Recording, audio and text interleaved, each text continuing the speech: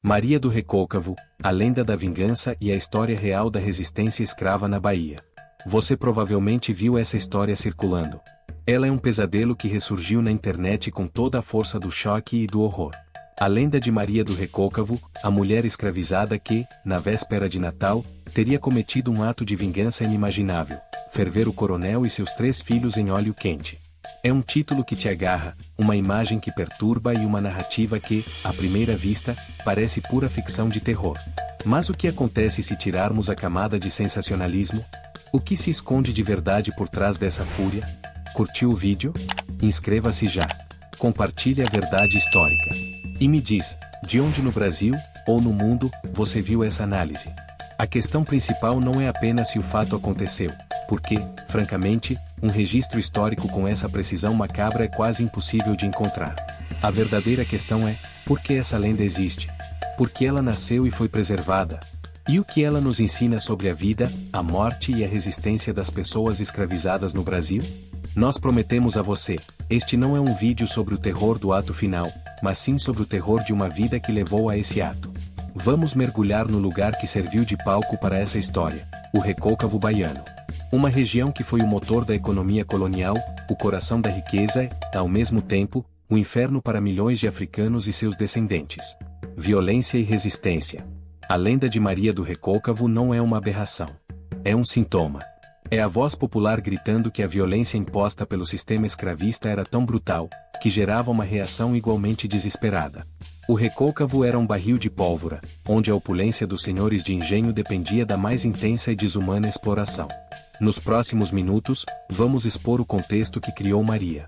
O Recôncavo. Por que essa região era única em sua opressão?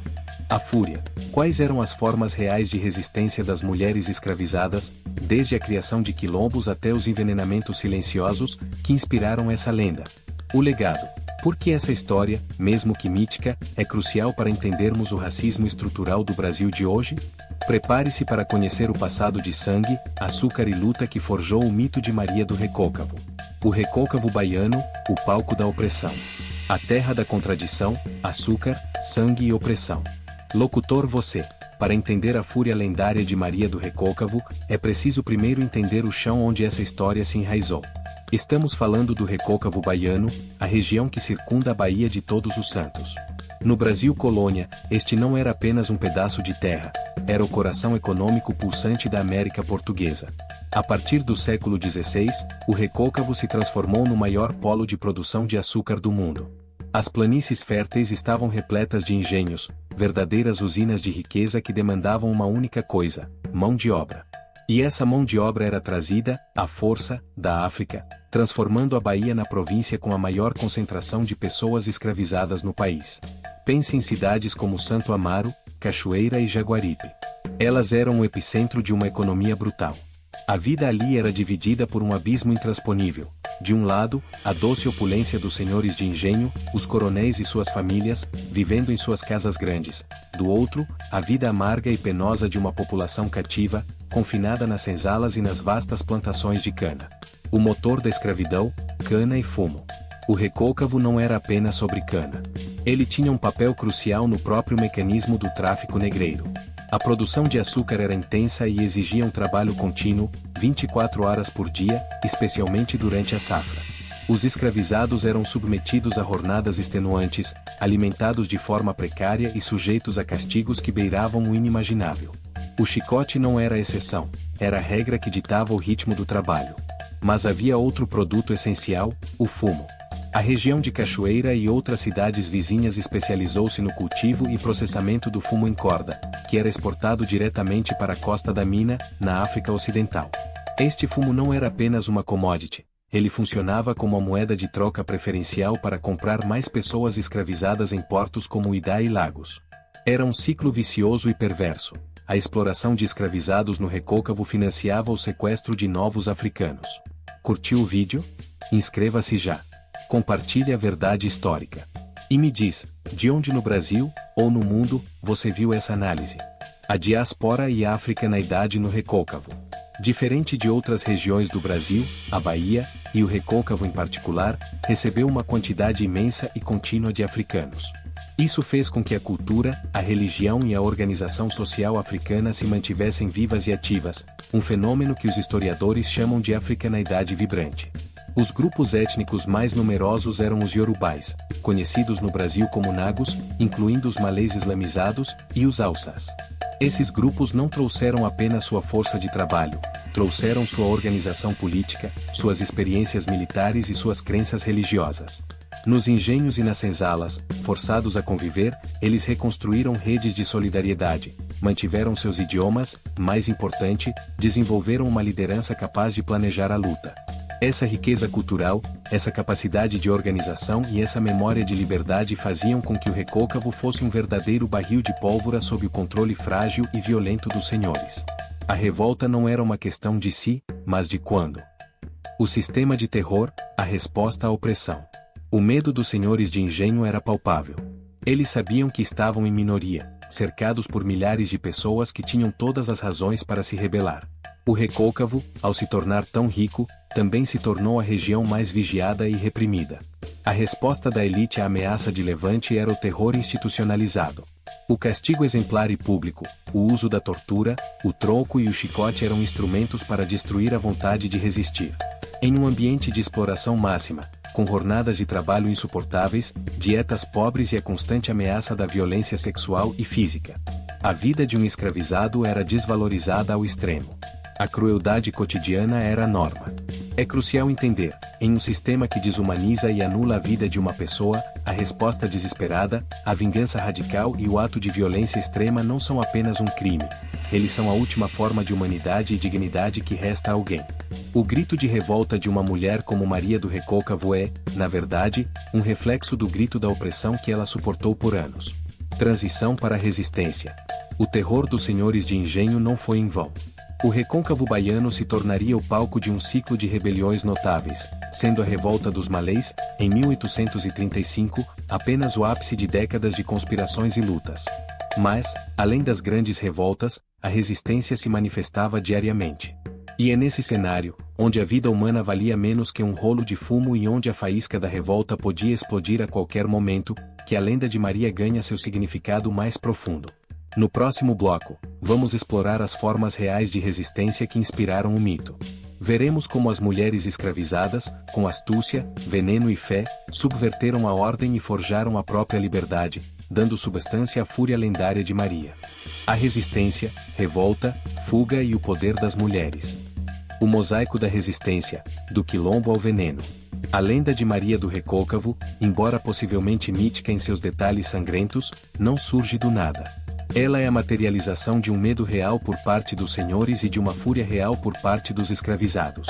O recôncavo, como vimos, era uma zona de exploração máxima, mas isso não significa que fosse uma zona de aceitação. Longe disso. Foi o oposto, um laboratório de luta pela liberdade. A resistência à escravidão era um mosaico complexo de ações, desde os grandes levantes planejados até os atos silenciosos de sabotagem diária. O historiador João José Reis, um dos maiores especialistas no tema, mostrou que a Bahia estava em um estado de ebulição constante durante décadas. Umas grandes revoltas, a luta pela terra e pela fé. Locutor você, tom de batalha. As revoltas no recôncavo eram um sinal de que a população africana organizada não havia esquecido sua origem, suas crenças, ou sua capacidade de lutar. A revolta dos malês, em 1835, é a mais famosa, mas é apenas o pico de um ciclo. Liderada por africanos muçulmanos, os malês, essa revolta, embora urbana, em Salvador, tinha ligações profundas com as áreas rurais do recôncavo. Ela revelou um nível de organização sofisticado, com líderes, códigos secretos e objetivos claros: tomar o poder e acabar com a escravidão. A repressão a esse levante foi brutal, mas o medo que ela incutiu na elite baiana durou gerações. Antes disso, no início do século XIX, africanos Hausas já lideravam conspirações e levantes nos engenhos. Eles eram guerreiros e organizadores natos, trazendo consigo o conhecimento de estratégias de luta. Essas revoltas rurais tinham como objetivo, muitas vezes, a criação de quilombos ou a tomada de controle de partes dos engenhos, espalhando o terror e a incerteza entre os proprietários de terra. 2 quilombos, a geopolítica da liberdade. Outra forma vital de resistência era a fuga e a formação dos quilombos. No Recôncavo, os quilombos não eram apenas esconderijos, eram comunidades autossustentáveis, verdadeiras áreas de liberdade que desafiavam o poder colonial. Eles funcionavam como refúgios para os fugidos, mas também como bases de apoio logístico e militar, frequentemente atacando engenhos para libertar outros escravizados ou obter suprimentos. A existência de um quilombo em uma região açucareira era uma constante ameaça ao lucro e à segurança do senhor. Os capitães do mato e as tropas de repressão passavam a vida caçando essas comunidades, indicando quão sério era o problema para a ordem escravista. A simples existência dessas comunidades livres prova que a ideia de rendição não existia. A liberdade era uma meta ativa, conquistada através da guerra, do planejamento e da solidariedade.